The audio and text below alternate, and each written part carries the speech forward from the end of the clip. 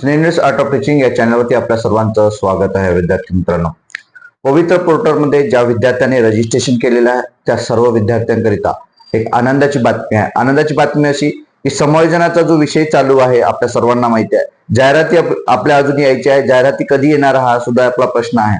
परंतु जाहिराती येण्यापूर्वी आपलं म्हणजे शिक्षण विभागाच्या माध्यमातून ज्या ज्या जिल्ह्यामध्ये अजून शिक्षण समायोजन व्हायचं आहे त्या माध्यमातून बीड जिल्ह्याची जी काही यादी आहे ते बीड जिल्ह्याची यादी आपल्या हाती लागलेली आहे आणि त्या माध्यमातून आपल्याला नेमक्या 5वी ते पुढे ज्या जागा आहेत त्या किती जागा आहेत हे आपल्याला समजणार आहे. कारण एक गैरसमज वेगवेगळ्या युट्यूब चॅनलच्या माध्यमातून पसरवला जात असतो की जागा नाही. आपले विद्यार्थी सुद्धा कमेंट करत असतात की कोणत्या जिल्ह्यामध्ये जागाच नाही आहे असं ते सुद्धा सांगतात.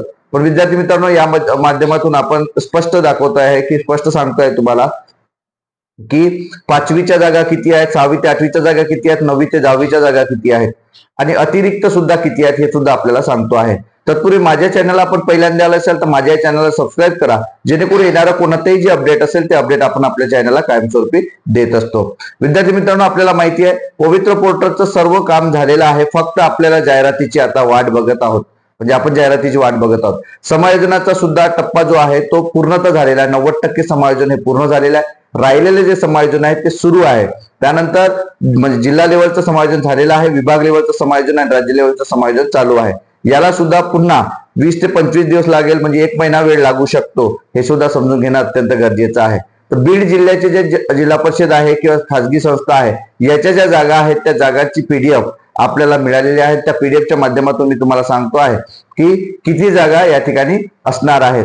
विद्यार्थी मित्रांनो, आपल्याला माहिती आहे की अतिरिक्त जे शिक्षक आहेत ती अतिरिक्त संख्या जी आहे ती अतिरिक्त संपूर्ण संख्या यांची जे काही खासगी संस्था आहेत किंवा 100% अनुदानित आहेत आणि बिगर अल्पसंख्याक ज्या संस्था आहेत यामध्ये 11 जे अतिरिक्त आहेत, अतिरिक्त शिक्षक आहेत 11, यांचं समायोजन मात्र यांना त्या शाळांमध्ये समायोजन केलं जाईल. अनुदानित ज्या शाळा काही असतील जर नाहीच मिळाल्या अनुदानित शाळांमध्ये जागा तर यांना जिल्हा परिषदकडे सुद्धा समायोजन केलं जाऊ शकते.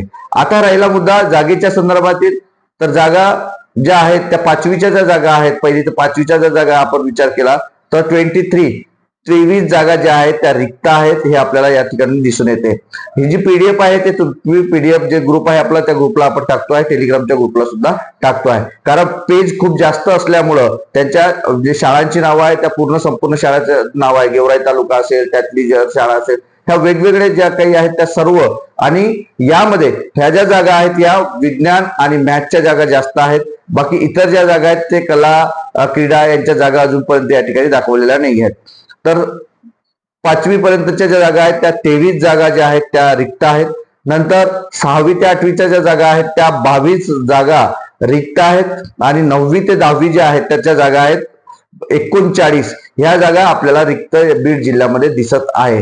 हे मी तुम्हाला सांगतोय अनुदानित बिगर अल्पसंख्याक असणाऱ्या शाळा ज्या अनुदानित आहेत त्या जिल्हा परिषदेच्या जागा अजूनपर्यंत आपल्याला दिसलेल्या नाहीत.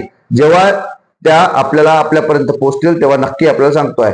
पण जिल्हा परिषदेच्या जागा अजून पेंडिंग आहे. या तुम्हाला खासगी संस्था अनुदानित असणाऱ्या ज्या बिगर अल्पसंख्याक आहेत, ज्या पवित्र पोर्टल यांच्या जागा येणार आहेत त्याच शाळांची त्याच रिक्त पदांची माहिती मी तुम्हाला दिलेली आहे. 5वी पर्यंत 23 जागा, 6वी ते 8वीच्या 22 जागा आणि 9वी ते 10वीच्या 39 जागा ज्या आहेत ते मी तुम्हाला सांगितल्या आहेत. आणि अतिरिक्त ज्या आहेत त्या 11 जागा आहेत बिगर अल्पसंख्याकांच्या. तर अशा पद्धतीने या ज्या जागा आहेत त्या जागा आपल्याला मॅथ आणि सायन्सच्या जागा सर्वाधिक आपल्याला पाहायला मिळणार आहे.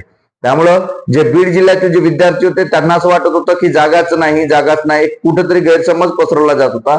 मी कालही बोललेलो आहे की प्रत्येक जिल्ह्यामध्ये जागा आहे म्हणजे आहेत. अतिरिक्त आहे तर काही प्रमाणात अतिरिक्त आहे. 10 शिक्षक 15 शिक्षक जे आहेत ते अतिरिक्त आहेत.